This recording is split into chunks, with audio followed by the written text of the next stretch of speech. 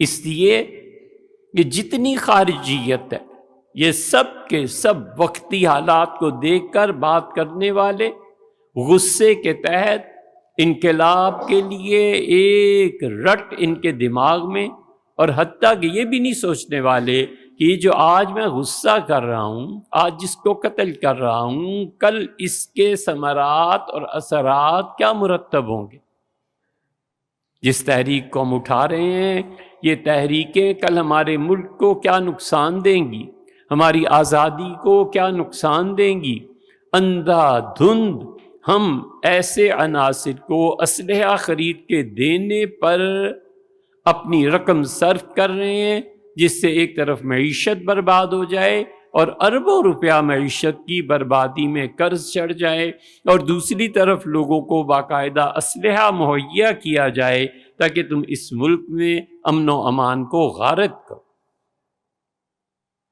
عقل کرنی چاہیے۔ ہم ایسی قوم ہیں جو پچھلے 30-40 سال خون میں ڈوب کے نکلے ہیں۔ ہم زندگی کا حق مانگتے ہیں، چاہے کوئی سنے یا نہ سنے۔ اللہ تو سنتا ہے کہ وہ بھی نہیں سنتا۔ ہم چاہتے ہیں کہ امن کے ساتھ اپنی اولادوں کو پڑھائیں۔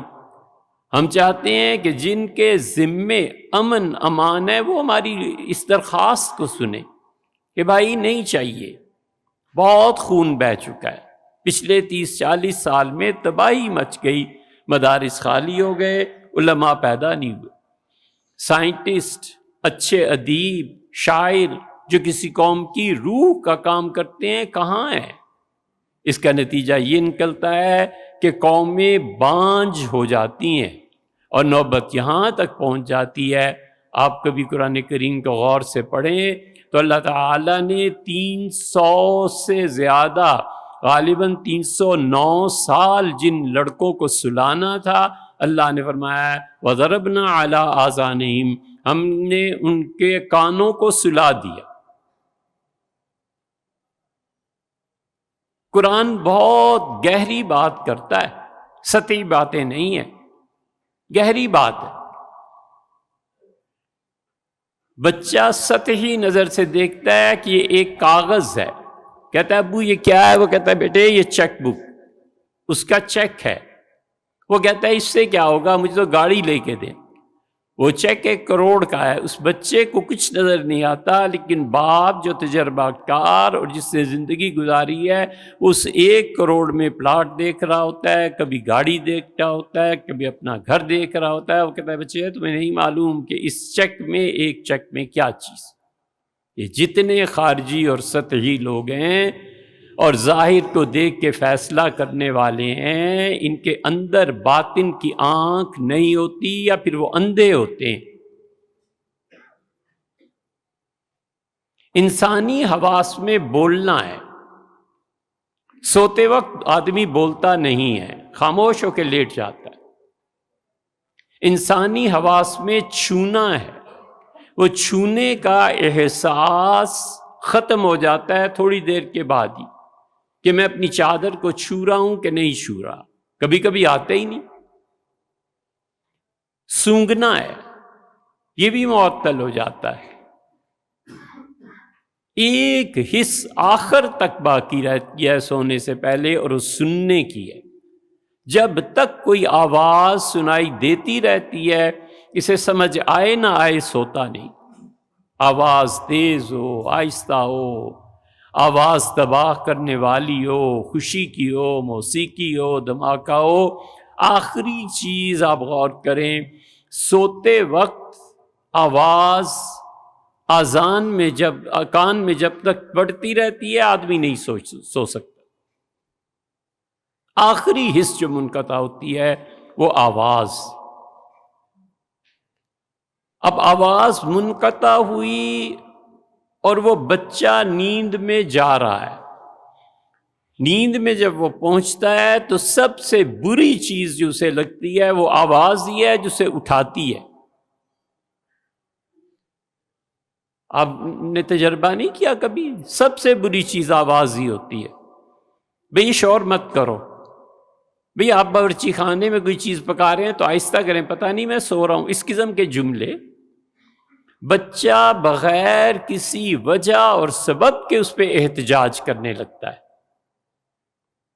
بڑا آدمی، سمجھدار آدمی، وہ کہتا ہے اچھا آواز آ رہی ہے، اذان کی ہے، اچھا یہ بارات آئی ہے، اچھا چلو یار تھوڑی دیر کے لیے ہے، ہمسائے ہیں برداشت کر لینا چاہیے۔ لیکن بچہ سو رہا ہو تو چاہے اذان ہی کی آواز کیوں نہ ہو، الجھ جاتا ہے کہ کیا مصیبت ہے، سونے نہیں دیتا۔ بالکل اسی طرح یہ قوم سو رہی ہے۔ جو اس کے قائدین، جو اس کے حکمران ہیں، انہیں یہ سمجھنی چاہیے بات کہ اس سوتی ہوئی قوم کو اتنی گہری نیند میں ہے یہ کہ یہ اب اٹھیں گے نہیں، آہستہ آہستہ موت کی طرف جا رہے ہیں۔ جو آدمی بھی اس قوم کو جگانے کے لیے کوئی بات کرے گا، یہ بچوں سے بھی زیادہ بے وقوف ہیں، اس کو گالیاں دیں گے، تھپڑ ماریں گے، کہیں گے سونے دو، اس لیے کہ انہیں اب موت کی طرف جانا ہے، زندگی کی تمنا ہو تو یہ نیند سے اٹھے نا۔ کوئی بھی آدمی جو اس قوم میں زندگی کی بات کرے گا، وہ زندگی کی بات اس کے اپنے پلے پڑ جائے گی۔ کوئی بھی آدمی جو گھر میں ایسی بات کرے گا مارا جائے گا۔ اس لیے جو دانا اور عقل مند ہے ایک حد تک کام کرتے ہیں، پھر وہ اپنی موت کا اور اللہ کی ملاقات کا انتظار کرتے ہیں، وہ کہتے ہیں یہ لا علاج ہو گیا۔ اس لیے یہ قوم نیند میں ہی نہیں، موت کی طرف بڑھ رہی ہے آگے آگے۔ کون ان کے ساتھ سر کھپائے؟ اور جو ان کے قائدین ہیں انہیں اس بات پر سوچنا چاہیے کہ کچھ لوگ آپ کی بات کو ویلکم کہتے ہیں، کچھ کہتے ہیں کہ آپ اس قوم کو بچانے کی کوشش کر رہے ہیں، بہت اچھی بات ہے، لیکن خدا کے لیے اس خون کے مرحلے سے مت گزاریں۔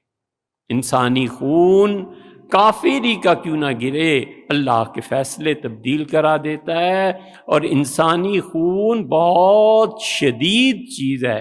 حضور اقدس صلی اللہ علیہ وسلم نے فرمایا کوئی گناہ ایسا نہیں ہے جو مومن پہ نیکی کے راستے کو بند کر دے سوائے خون کے، کہ مومن آدمی اگر خون ناحق بہائے گا تو فرمایا تم دیکھو گے اس کی ساری نیکیوں پہ فرق پڑ جائے۔